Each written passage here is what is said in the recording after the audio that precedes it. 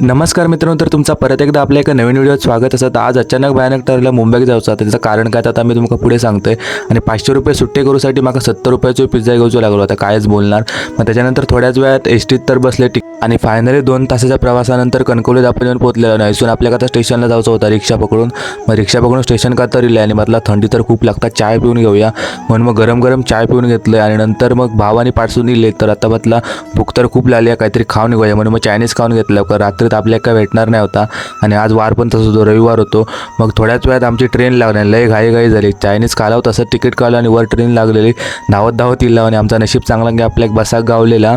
आणि मित्रांनो, वाजलेले सकाळचे 4:15 आणि आम्ही बरोबर 4:15 वाजता पनवेल स्टेशन का उतरल्या चाय घेतलंय, ती मस्तपैकी पिऊन घेतले. समोर तुम्ही बघू शकता गर्दी तर खूपच होती स्टेशनवर. मग नंतर बहिणीक फोन लावले आणि सांगले आम्ही स्टेशनवर येऊन पोहोचलो, आता तो भाऊजींना काम का नेऊ पाठव.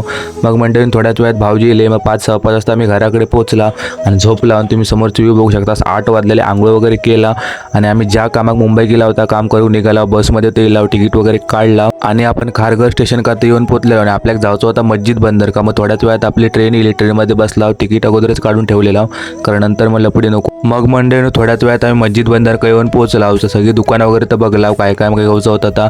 मग सगळा घेतला. सकाळी 10 वाजता फिरायला सुरुवात केला होती, रात्री 8 वाजेपर्यंत थंयच होता. नंतर मग लगोलोक तशी तिकीट काढलो आम्ही गावाक जाऊची. आणि पनवेल स्टेशन का येऊन पोहोचलेला. तिकीट वगैरे काढला. भाव सोडू गेलो तो गेलो आणि आम्ही 2 जण गावाक जाणार होता. व्हिडिओ आवडला तर नक्की लाईक करा.